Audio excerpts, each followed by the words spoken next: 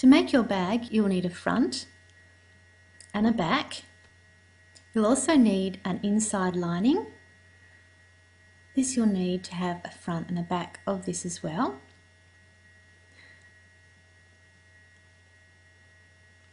You'll need your zip for your pocket and your pocket piece.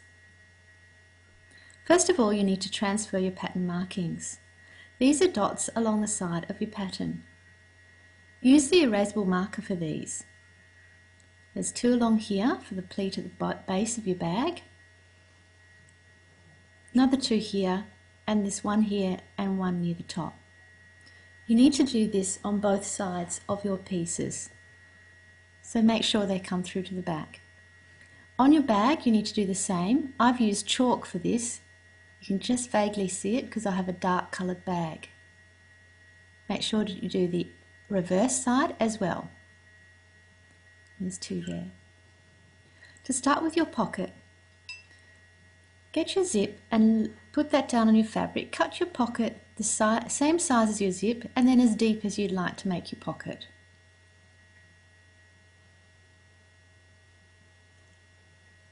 Get one of your lining pieces that you're going to put the pocket in and put your zip about 10 centimeters from the top of your bag. Make sure you're in the center of your bag.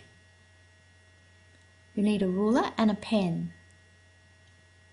You'll need to rule a line the length of your zip, starting from each metal piece to each other end, from here to here.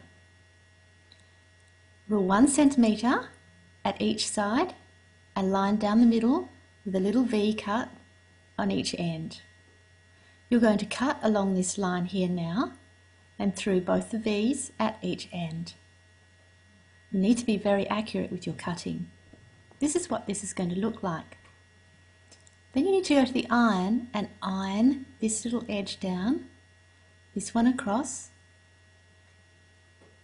It's a bit tricky here. This edge on that line that you ruled and this one here on the line you've ruled. So use the iron to do this.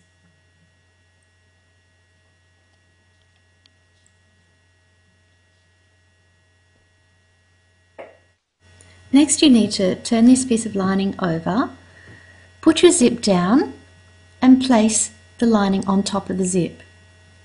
The zip should show through the little hole that you've ironed.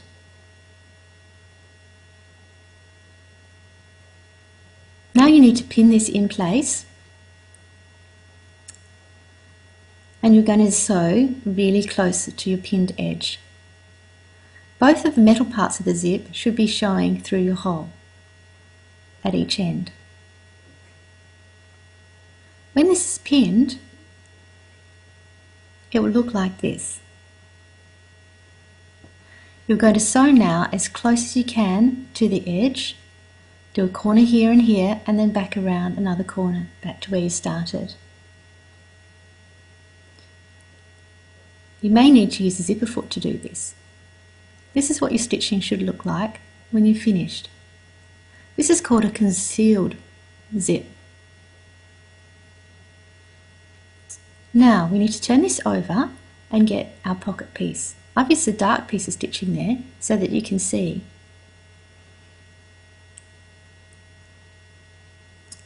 Get your pocket piece and put it over the top of your zip, about a seam allowance hanging over the top.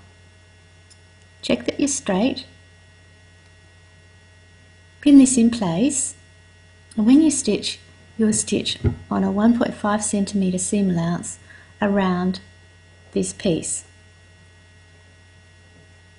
This will make a concealed pocket on the inside of your bag.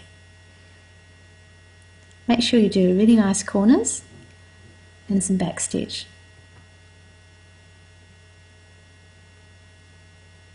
So we're going to stitch around this.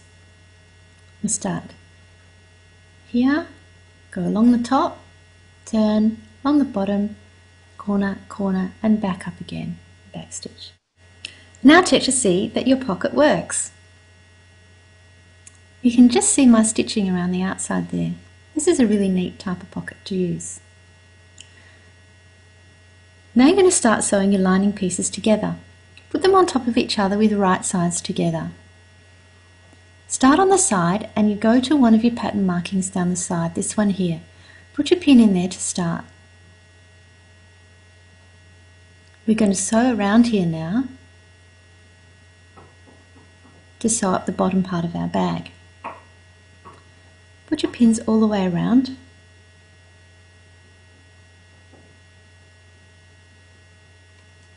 And when we stitch this, we're going to use a 1.5 centimetre seam allowance, and make sure your stitch is on 2.8.